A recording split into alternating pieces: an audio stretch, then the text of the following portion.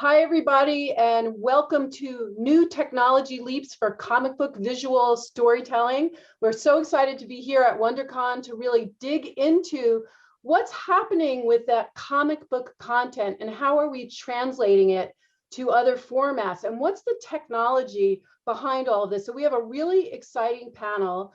Everyone's going to dig into sort of the pipeline process for taking these great ideas and making them into great content for large audiences. And it's such an exciting time in the superhero world as we all enjoy all of these franchises exploding with great content. I'm Lori H. Schwartz from Storytag. I'm so happy to be here. I curate the Infinity Festival, where we're really looking at how technology enables storytelling. And so to kick it off, we're going to do a speed round of intros. And I'm going to start with you, Dane. Hi, I'm Dane Smith. I'm a comic book fan and vice president of the third floor. Excellent. And Aaron? Hi, I'm Aaron Parry. I'm Chief Creative Officer and EVP of Stereo D and Deluxe Animation Studios. Liz? I'm Liz Montes, and I'm head of production and a producer at Third Floor. Sophia? Hi, I'm Sophia. I'm a visualization supervisor with the third floor. And Sean? My name is Sean Patrick O'Reilly. I'm the CEO of Arcana, a comic book and animation company. Fantastic. And wrapping it up with the lovely Johanna. Hey everyone, Johanna Atilano here, or some call me JoJo. I am head of all things business development with the third floor. Fantastic. All right, so what we're going to do is we're going to kind of create almost the pipeline of how content moves through to get made into the great things that you all are watching. So we're going to start with Dane, who's going to set the stage for us. So Dane, talk to us about what happens with the piece of content. What's the beginning of all this technology storytelling? So it starts with the IP and the world and sort of the rules that have been established with the IP and content holders. And typically we engage at the script phase, sometimes a little earlier, to help get those ideas out visually so that all of the stakeholders have a clear picture of where the director and the creative powers are going. Personally, I'm a comic book fan. You know, when I was young, I would take my allowance and spend it on comics, and I was kind of an outlier. Most of my peers at the time weren't really into it as much as I was, and it's really fascinating to see how technology has powered this IP and how, you know, comic book fandom and the IP around superheroes really owns pop culture right now. Today, I don't have to watch a 2D sort of replication of the world that I saw in the comic book panels. Today I can watch my superheroes walking down Fifth Avenue, New York, and interacting with live action characters and actors, just the way I imagined them when I read the comic books as a kid. And I think the first milestone that I noticed that was obvious to me that we were headed in that direction was 2015 Sin City, when Frank Miller's images were directly translated. This wasn't an interpretation, which is what I was used to, which was a dilution or dumbing down of the original content. This was a direct translation to the cinema of a really wonderful and powerfully created graphic novel. And in parallel, bookstores now have graphic novel sections. So it's no longer relegated to people like myself as a kid, comic book geeks, this sort of subculture, but it's mainstream. And I think that technology has really driven that. Today, working with those storyboards, we take powerful 3D software and we break frame. What that means is that static image can now be pushed into, and we can set the table for exploration in 3D space. And then if we add to that things like machine learning and a lot of the technology that we're seeing with Game Engine, we really closely replicate the image I had in my mind as a young boy reading comic books. If you look at Thanos and Endgame, there are really sophisticated procedural algorithms that are driving machine learning to perfectly replicate that performance. So you know it's Josh Brolin, but it doesn't ask a lot of the viewer. We're not asked to suspend disbelief the way that I was when I was watching 2D cartoons with the same background repeated of Spider-Man as a kid.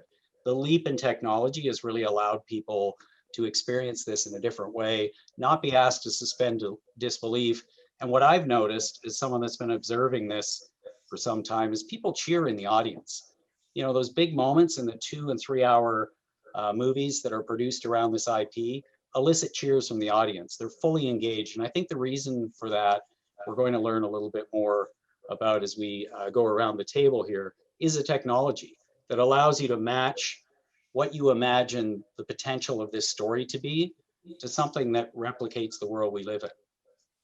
Well, that's a great setup, Dane. And we were all geeking out. We're all fans here. And I think that's what this is really about, is satisfying fans. And so I want to jump over to Aaron to help us understand how a technology company or creative shop translates the idea and creates a pipeline for that translation. So can you sort of set up that story for us?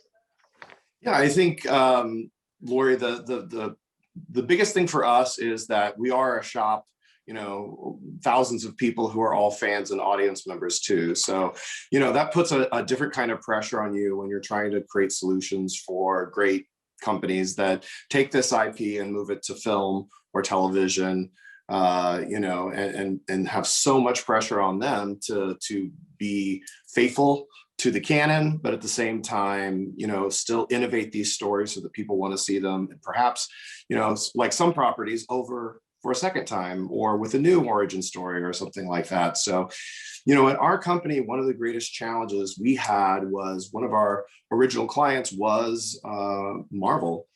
And it was when they were really starting to breathe life into those stories from onto the big screen, much like Dane was talking about. And, you know, I had worked in both animation and visual effects at the time, and 3D certainly was becoming a new part of the process. But what was really fascinating is how much we had to change the traditional ways with which we work, the traditional technologies.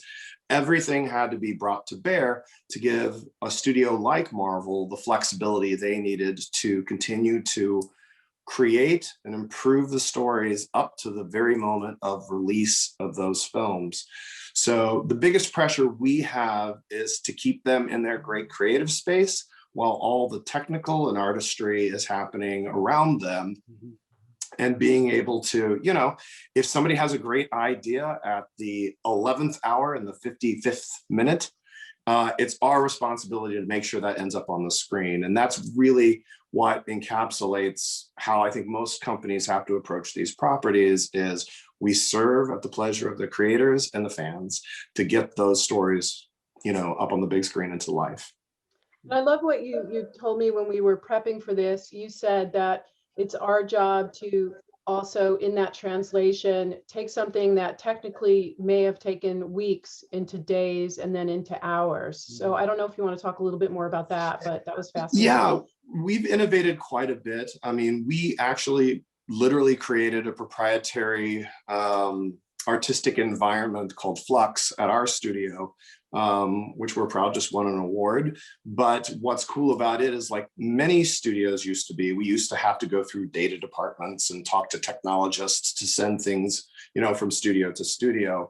You know, at our studio, to meet the speed with which we had to respond to Marvel, an artist in Asia can send something to their colleague in Toronto or vice versa.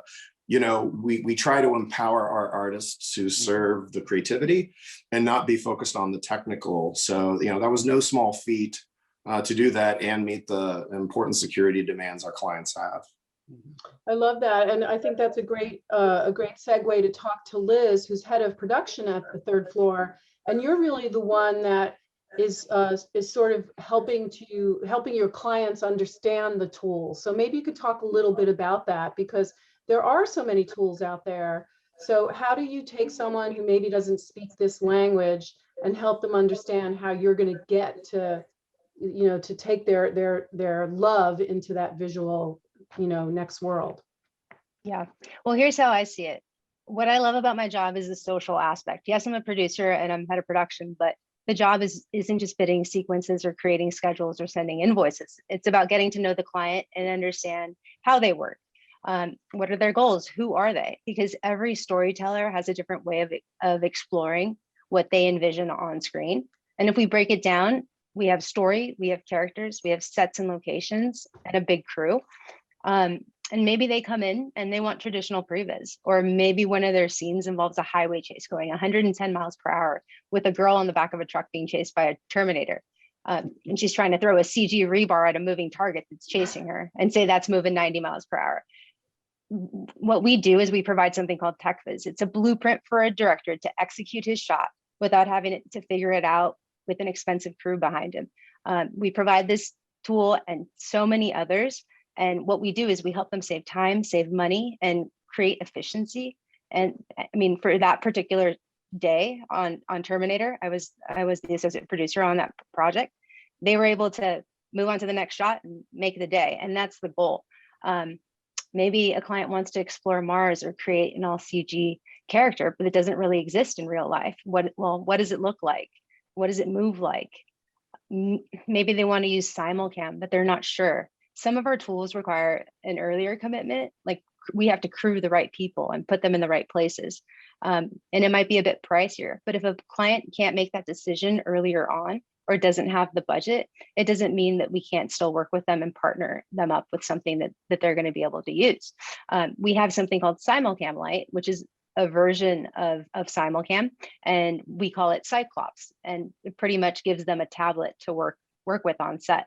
And that's what my role is at Third Floor. It's about the collaboration with the creatives and the producers, helping them optimize their workflows and maximizing their budgets, and really just customizing tools and really listening to what their needs are. So in the end, they just nail it. That's great. Are you seeing a difference in the level of knowledge set that directors and producers are coming to you now? Has that changed? Absolutely. I think there's just so much new technology, and I mean, it applies to me as well, and Dane and the others that work at Third Floor. We're constantly trying to keep up with the new stuff that's coming. So we're learning and we're, experimenting behind the scenes. And so when a client has a need, we might do a demo for them. Well, you want to do this? Here, put this in your hands, and they'll start to experiment and play. And then they'll come up with those genius ideas that we end up seeing on screen. I bet you've had some really interesting conversations where they're telling you what they want to make happen, and then you can kind of make the recommendations, so For you're sure. at the heart of it. Let's jump over to Sophia, who's a visualization supervisor at the Third Floor. And I know that you're most directly interfacing with directors. Tell us about what that's like. Yeah, so as a visualization supervisor, my job is amazing because I'm basically working directly with the clients and directors to help craft their story. So, I mean, we all know with these superhero movies, you've got CG characters, you've got all sorts of like crazy powers, and there's always so many story questions. I mean, it always comes back to story. Like, even though we're doing like cool action sequences and like crazy powers on these characters, well, we always have to take into consideration, like, how do these powers like progress through the story? How's the character emotional state affecting like what their power looks like in this scene? Are they good at what they do? Are they bad at what they do? What if the characters are interacting with, you've got actors interacting with CG characters? Like, does that feel natural, or does that feel like stiff? Those are the kind of things that I get to help the directors and clients with. So, they'll come, and it's an incredibly collaborative process. I mean, everything that we do like at Third Floor on the creative end is to help them serve their story. So, they might come in with a really strong idea about like, well, I know I want this character to like really go through a climactic point here and make a realization about themselves. And that's what helps like unleash their power. And so then we'll kind of sit together and brainstorm. Maybe they already have like beats they want to hit, or maybe maybe we're in the very beginning of the process where they're still, crafting the script. They're still working like on boards and casting actors even. But that's something that we can kind of start helping them show in a visual form. So we build out the sequences in a way that all the departments of that project, whether we're at the start of the project or like going towards the end, we're finishing up, it kind of helps get everyone on the same page about where this character or where the story is going. I'm wondering if you could also talk a little bit about the importance of canon, because those of us who are fans know what that word means, and that's like the Bible of the story, and especially in this world, and I'm sure for all the attendees watching, the canon and the Bible of the story world is so important. So how often does that come up in the work that you do? Oh man, I feel like that's a question that we ask ourselves every single day. I mean, on projects that I'm on where we kind of deal with, stories that already have existing IP or content out there, I think that's on everyone's mind, is like, how can we stay true to the original comics, but still give it, elevate it and modernize it in a way that, it'll make more sense in today's time than it may be a comic that was written like in the 70s. Like, I think thematically and like politically, they might have had different issues. So that's like, that's like topics that we have like in every client meeting is, oh, like what happened in the comic? And I think that's part of our job is, which I love that this is part of our job, but I'll go in and like read all the comics and all the content that we have on that character, because like, how can I, tell a story about that character without really getting to the heart of who they are? So I think sometimes, when we have original content made into a live action form, you're never going to get like a perfect one-to-one with the story or like any elements in it. But I think what's most important is staying true to like who the character is. Like, if they're all about justice and fighting evil and they've got like a strong sense of courage like in their being, well, that's what you want to get across in the story. And then you try and pull elements from those comics, like, oh, here's a beat where, they saved an old lady.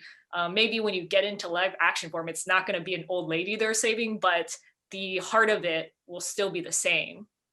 So I think, I always imagine, I don't know if this is true, but is there someone that's just standing there carrying this big Bible of the canon of the show, and everyone turns to them to ask a question? Is everyone well steeped usually on the project in the canon?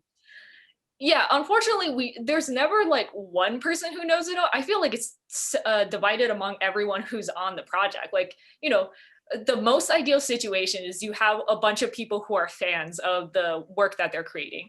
And I mean, for me, and I feel like for most people at Third Floor, we definitely like love the projects that we get to work on. We love these characters. And even if you jump, I think in a lot of cases, some people will jump onto a superhero project, not specifically at our company, but in general, and they may not know as much, especially if it's a character that hasn't been introduced into, or, into the universe yet.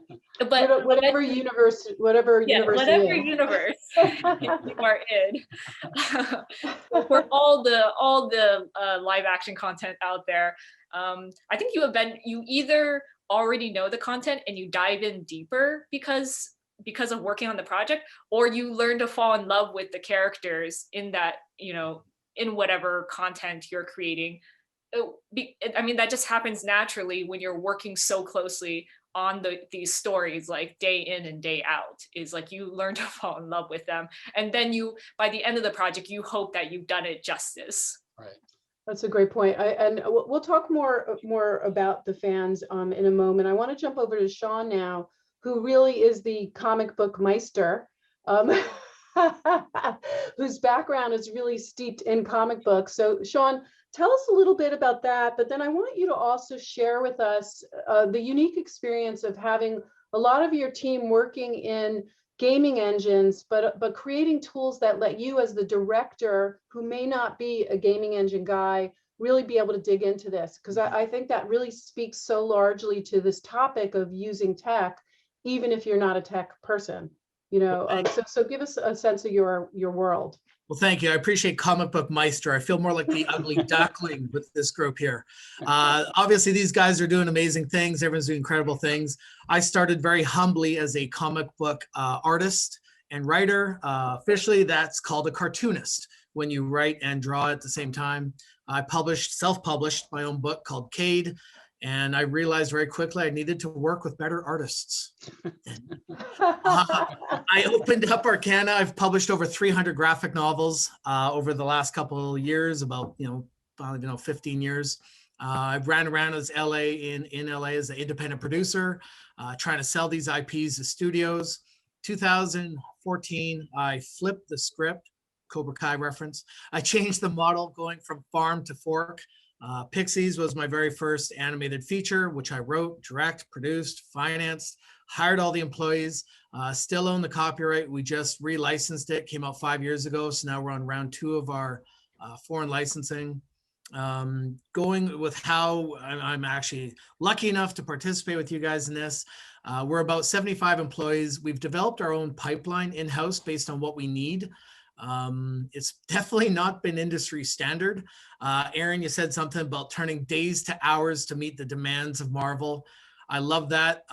Somewhat similarly, not really, but as a smaller animation studio, I do need those days to become hours, just so I can not compete, but complete the movie within our budget. And so it's making a dollar stretch and making those type of items go farther. After directing 10 movies, I've probably overseen about 100 minutes of actual true pencil storyboards. We love having our assets ready as soon as possible. The quicker I can get the assets ready, we go a lot of times from screenplay right into Maya Play Blasts. That's how I've done most of them. And that was kind of from 2015 to about 2020. In Go Fish, we actually implemented live lip sync into our animation pipeline. We just started using the Unreal Engine, and then bring it to this. In 2020, we developed an Unreal Previs application, and it has a really low barrier to entry for me. Our Unreal Engine developer basically has a director, including myself, that is able to use a mouse, a keyboard, an Xbox controller, and even like a virtual camera, so I can start to build my shots, establish the composition, and start to create my animatic using Unreal, even though I have no idea how to really use it. I'm using it more like a video game. And so I kind of have a starting point, stopping point. I can hit record, I can export the Play Blast. And for me, I think because I'm coming from comic books, I've always been a character-driven writer, and my passion are towards the characters. Once you have like someone cool like Spider-Man or Wanda or whatever it is, you're able to tell numerous stories because you understand that character. And for me, once you start getting through the animatic and you start to understand your characters in your movie better, there's going to be those opportunities where you go, oh, you know, they should totally do this, or they would say this, or they would do this.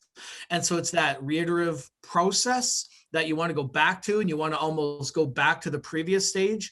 And so for me, kind of using the real-time rendering for previs, I've been able to roll things backwards, going to a little bit of pre-production, redoing the shot, redoing that one scene, quickly going forward. And I'm quickly able to try out things for story, plot points, and more.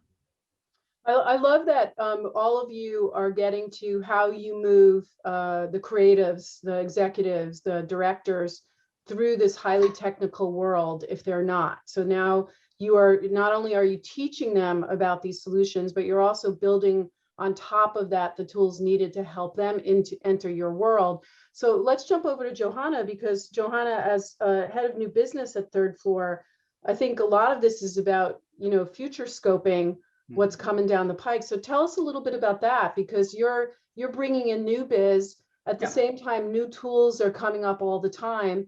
How do you meet the present with the future when you're, you know, talking to all these great clients? Yep, we'll do. Thank you, Lori, and thanks everybody. It's like I'm the last one on the list. I'm like, how do I? Oh man, you guys are great. So I think everyone here really laid out the benchmark of how we do work day to day within this business, especially Dane, Liz, and Sophia. Hearing these stories is what really helps drive new business, because where I'm taking those learnings, Dane and I are really taking those learnings, the experiences we have, clients and projects, and how to strategize and improve ourselves and making it better with future projects.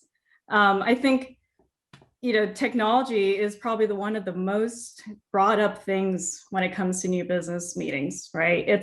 It can come in various forms, whether we're talking with episodic type of clients, feature film, theme park attractions. It always comes in a different type of way. And that's what's great about my role at Third Floor, and what we do, what I do at Dane is we're always chatting with these clients. We're always finding ways to deliver their story. And it's the very early stages. So it's very exploratory, like very discovery, like we're always chatting together and figuring out what's best for the project. So I think, when in my role, I'm always looking at different technology trends and looking at the internet and looking at what fans want.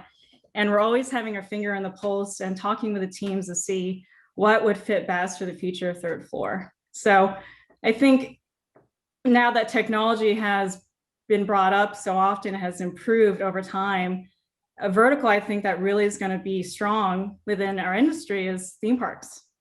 So, think about theme parks and how it's grown over the years, right? I think you guys all recall that Six Flags had Batman, and Six Flags has like the Green Lantern and Riddler's Revenge. I think as fans, we all loved being in that environment, right? Like, I don't know if you guys remember walking first into Gotham City. That was our first taste of bringing this IP to life. Right. So I think, technology has really evolved over time in theme parks, and I think it's only going to get bigger in the future. You think everybody will rush back to theme parks as soon as everyone's vaccinated? Yeah. Yes, because people are eager to see their superheroes in life. I think, if you look at attractions like Spider-Man, that was only the beginning of bringing a comic book to life. And you look at the future, and all the pipelines and workflows that we use today will be applied for future attractions, because fans are hungry to see these comic book heroes in different forms. I think we've all loved seeing our favorite superheroes in 2D, but imagine meeting Wanda or meeting Vision in an interactive way, or physically, or within my heart just skipped, right? When you said Vision. I think so. While technology gets brought up a lot within our clients, I think we're going to see more and more want in the theme park industry and more experiential entertainment, just because I think in theme parks, they're permanent, right? They are funded in the most part, and there's a lot of R&D that goes into bringing your favorite IP to life. So I'm seeing that trend a lot more often when we're talking to clients, is using unique ways and using unique technologies to bring superheroes to life. That's great. I want to ask the entire panel here, and anyone can jump in. Why superheroes now? Like, why is this exploding right now? Why are we all crashing Disney's server when Wanda gets released? And why is this happening now? I'm going to jump in first. I think there's a maturation that's happened with the IP. So, at my age, I grew up with the printed comic book and some What's print? Just kidding. subpar 2D experiences. And then I saw what Johanna's talking about, where I got to walk into that room. But now there's second and third generations of people that have invested a great amount of their leisure time in this IP. So you have cruises that are customized around a certain IP, or, the thrill that Johanna described. I remember that exact experience, the Orlando Spider-Man ride, which was one of the first in a Universal theme park and still really holds up, allowed me to walk into a world that I've been visiting in my mind for years. So I think that's part of it. It's a big part of it.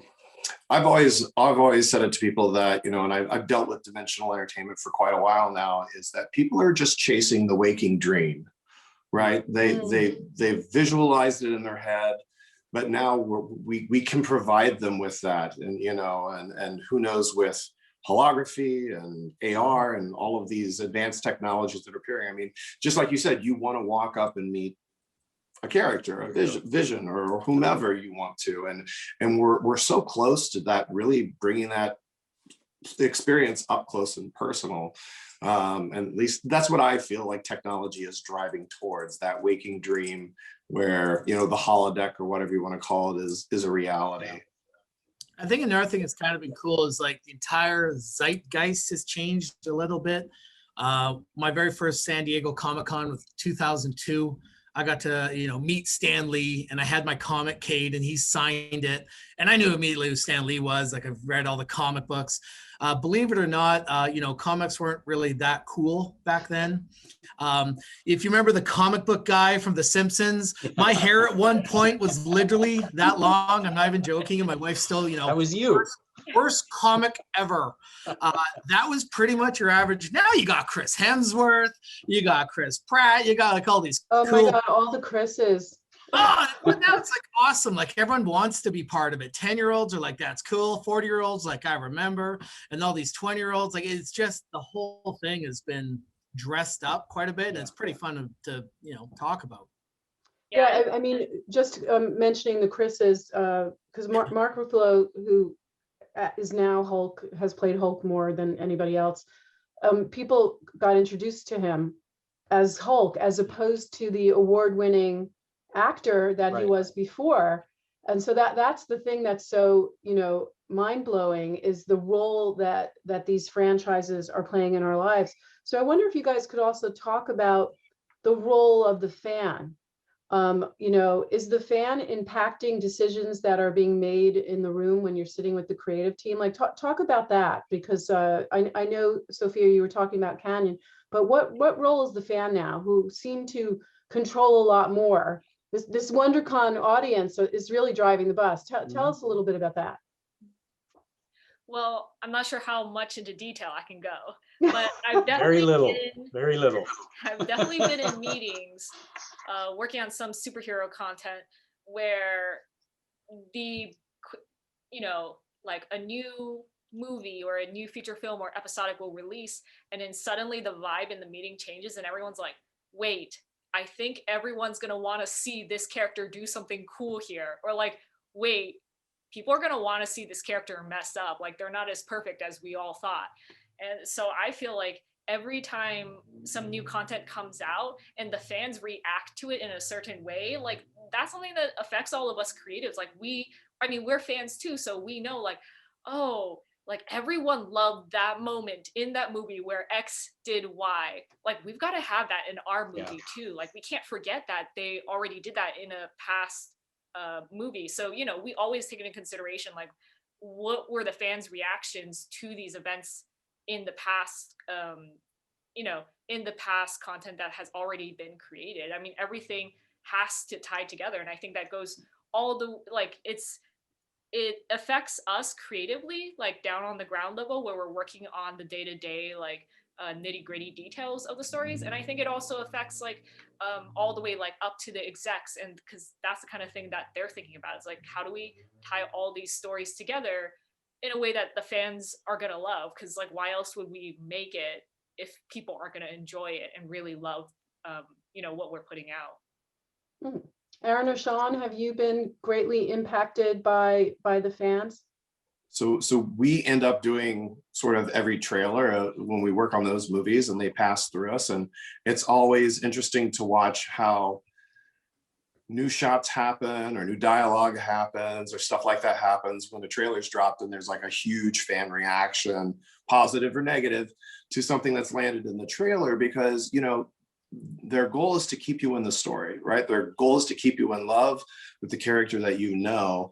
And so it's not really sort of like a consumer-based reaction. It's much more like, look, we're really dedicated to making sure the character reads and is familiar yet evolved in each time. So definitely fans play a role. I won't say that trolling gets you a lot of response, but definitely just like overwhelming support for something is great feedback during the process of making a film for a director to know, okay, we're headed in the right direction.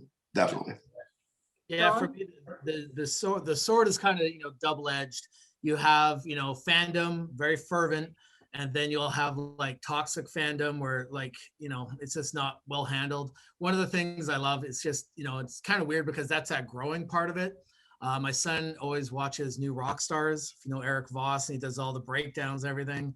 And so then I started watching it. Now my wife's watching it with us and everything. It's just like, whoa, that fandom's gone pretty far. And it's kind of talking about the mythos. And I think there is something enjoyable. And I mean, hats off to like Aaron was saying, the people that are putting together the EPKs, the electronic press kits, the trailers, teasing press releases. I mean, honestly, there's so much content from behind the scenes. And I think some people are percolating information to see how the fan base reacts to things, rumors. Sometimes I'm sure a major studio kind of releases a rumor and just kind of take a temperature gauge, see what people are thinking. So it's tough. It's a double-edged sword. You got to be careful with it, I think. It is funny too with the advent of streaming. First the methodology was sort of the dump of episodes of something, and you could binge watch. But it's really refreshing to see that changing a little bit and going back to the anticipation, the want, the desire for that next episode of whatever it is coming out. And I think it's really interesting to see how the way we digest stories is sort of full circling at this moment, and it's really exciting for, I think, a fan of this type of stuff. And like I said, it definitely gives them time to adapt and adjust as they finish episodes. Totally agree. There's actually a funny little article I read in editorial. It's like, it's not, and because some people are complaining about the weekly release of WandaVision, and so I love it. I think it's great. It brings back the water cooler talk. Right. And the article's headline was basically people forgot how to watch television. Yeah. And it's like, that's how it always was. And only recently has that model been broken and now put back together. It's also worth mentioning. Has wrecked my sleep. Sorry, Dane, go ahead. No, I was just going to interject that it's worth mentioning how long it takes. Liz and Aaron and everyone on this panel is in that mode of trying to deliver that high quality version of the client's story and product, but also delivering it in a timely fashion. It takes a while to craft these stories, and there are a lot of changes that happen behind the scene in the 11th hour. A lot of late nights in this business getting it right, and you can't just churn it out at the pace that audiences would binge watch it. So I feel like there is a trend pushing back on that. But I think one of the best examples, and I'm thinking of Tim, who you worked with, Liz, on Terminator, of fan empowerment, was when that Deadpool footage was released, and everybody just went crazy. And it created a couple of things. I think it was one of the earliest films to open, the way that we used to have openings on July 4th. It was Valentine's Day because it fit well with the narrative. It also allowed the director, Tim Miller, to create his own superhero, which is one I hadn't heard of before. And I'm not an expert, but I do pay attention to these things. And it showed that fans can push the studios. They can push people in positions of power into greenlighting something if it's done correctly, if it's true to the IP. Definitely confidence translates to financial support, right? Which is helpful. Yeah, exactly. Right. Are you guys also, oh, sorry, go ahead, Doll. I was going to say, I think it's also interesting to point out that different markets, like the Asian market, might have a different version of a film. You have your domestic American fan, and then you have your European fans, and you have your Asian fans, and they all tend to resonate with different things, or maybe something's explicit in China that isn't in the US. So you have these different variations, and there's so much study that goes behind that because the fans need to still have that same reaction in the end. So there's just a lot of interesting factors. I just wanted to ask you guys one more question as we're getting to the end, and then we'll do a lightning round of whatever you want to share that you're working on, what you're allowed to share. But are you also noticing clients coming in for non-superhero projects, right? But they want the superhero aesthetic because they've been so trained. So are you seeing that superhero ethos, that comic ethos, oozing into other projects? Yeah. Definitely. You are, Dane? Yeah, go ahead, Aaron. Yeah, I think, what do we define as someone's hero? That can change. If it hasn't been in a print form before or come out of what we would classically call comic books, I still think there are a lot of creators who, whether they're bringing a character to life for the first time. We're working on a project right now where it's a first-time director, it's his original IP, and it's very much a comic book character, but has never been in print.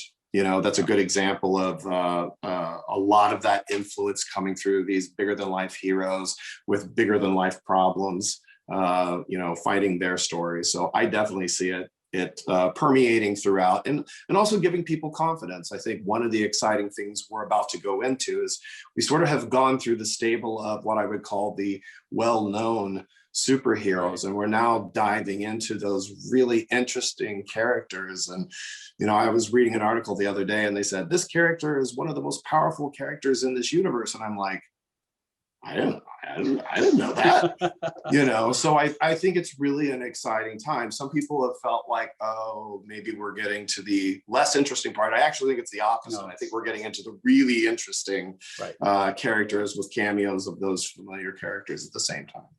And I think that it's aspirational, right? It's storytelling. At the end of the day, we're helping people connect emotionally with an audience. We're helping the audience escape and aspire to something greater than their day-to-day life. So if you look at Spider-Man, when I was a kid, he was my favorite superhero because he was a student, that was interested in chemistry, and he was a good student, but he was afraid to ask someone on a date, and he always had a cold at the wrong time, and he had all of this stuff going on that was causing anxiety that he couldn't tell Aunt May about, and he had these issues with his parents, and I just bonded with all of that. So if I see that on a screen, it can be The Secret Life of Walter Mitty, or it can be Christopher Robin, the reimagining of Christopher Robin, Ewan McGregor's character who's deciding is work more important than my childhood. Like it just transcends the superhero genre to all storytelling. I just think that people coalesce around superheroes for the reason that I stated at the beginning. I think we're finally getting to the point with technology where we can deliver on the promise of a 1970s Marvel, DC, or independent comic book. You can walk into that frame, and in theme parks, you can physically walk in. So I think that's part of it. I agree. Yeah, it does translate out. I wanted to just bring up one thing that we talked about at the beginning, and I'm sure most of this audience at WonderCon understands this, but could one of you just jump in and explain the role of gaming engines here? Because that is an expression that all of us use all the time, but just for the folks that don't really understand the role that they're playing in the making of all of this content. I'm going to nominate Liz. Liz. Sure. Yeah. So basically, we tend to create these comic books and bring them to life. I mean, in Maya or some other software. And what Game Engine has done is it's allowed us to push the envelope. We're now taking stuff, and if you consider it throwing it into the engine, you're getting almost photoreal right away. So if you go into go on a stage and you have a background and it's just a bunch of, typically you'd have green screens behind you, but here we're going to have LED screens, and suddenly like you're in a new universe. That's something that the Game Engine brings to this, filmmaking. It's still filmmaking, nothing's changed, but suddenly you don't have to go to exotic location A, Alibaba, or if you want to go to Pandora, you just walk onto the stage and the Game Engine's taking it there and it's happening live. So you can be a director that's directing actors, and there's no green screen behind them anymore. They can actually see like their universe, and you can adjust lighting. The practical set can be lit, or the digital set can be relit, so that everything just kind of translates smoothly, and it really creates that atmosphere of like what we feel when we go into a theme park, and takes you there. I've got an analogy for this. Basically, it's like you're designing a room or something, and you want to paint the walls a different color, and then you paint them green, and then you wait a day and you come back later and you're like, this is an atrocious color. I don't want this. And then you decide to paint it white, and you come back a day later and then you're like, okay, this is boring now. I really want something more vibrant. But now, instead of having to paint the rooms and wait for them, it's like you walk into a room and you can just be like, let's try pink. Let's try blue. Let's try orange. And suddenly like you're removing all those technical barriers for like the clients, directors, all of us creatives, of having to like wait and go through this like more meticulous process of changing design or story or like cinematics. And now you can just do it instantly, and you can even do it live on set sometimes, which makes a huge difference for shooting. It's definitely just turning hours into minutes into seconds now into real time. And you're not penalizing the creative. You're not saying to the creative, we'd love to do that, but we can't. We're out of resources. We're out of time. You're putting the creative powers in the right place. The director can change their minds. Now, we've all, I think, been in situations where that goes wrong, there's too many options, and hey, we have a schedule to keep to here. But in most cases, it's incredibly satisfying for the director to not be told, that's a great idea, but you can't do that. We didn't decide that in the board meeting 6 months ago, so you can't have that toy. We should mention the use of these tools is also changing the production pipeline, right? And you're bringing post into pre, but really what we mean is it's software that in the beginning was used to make games. And now it's being used as a tool in your world. And did you want to add more to that, Aaron or Sean? Well, one of the things I thought was kind of interesting, well, I mentioned earlier the press releases that were kind of being done by the major studios. I think when the making of The Mandalorian came out and they showed how they did the volume, I think it caught a lot of people off guard. Maybe, again, I'm not in the industry per se, but everyone would have assumed that was filmed on location in Tunisia, I believe it's called. Back where they filmed the original stuff, and all of a sudden you're like, that was all on the soundstage? Like the common fan was blown away. They told people, I don't even know, 6 months after the show came out, after we're already hooked on the show, and then they show behind the curtain. It was nothing. The word virtual production, such a buzzword. It's reminding me of like Bitcoin in 2018 or something. Right. That's a whole nother panel. It is another panel. But Well, we're running out of time, but if anyone would like to share something that's about to come out that they're allowed to talk about, anything that you want us to keep our eyes open for, anybody here, anything you're allowed to talk about? I would just say, when we're all able to, please go back to the theaters. It's wonderful to see these projects with hundreds and hundreds and hundreds of adoring fans. I miss it. I'm happy to see watch parties happening for shows, which is the mini theater. Let's get to the big theaters and support that economy. I mean, this panel's great, but I'd love to be hanging out with my friends in real space and greeting people afterwards, and all of that has been missing for so long. I want to champion what Aaron's saying. This is a social experience. Nothing is better than when the lights go down and you're with a crowd of people you don't know, but you're invested in that IP and you're going on that journey. I can't wait for it to happen safely.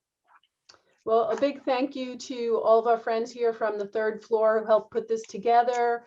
Sean at Arcana and Aaron at CROD Deluxe. And a big thank you to all the folks at WonderCon for letting us have this discussion. Please check out the Infinity Festival, where you get to hear from a lot of folks about how storytelling is being enabled by technology, and certainly spend all your money on coming to see content and going to parks and really enjoying all the great work that these folks do. Thank you so much, everybody.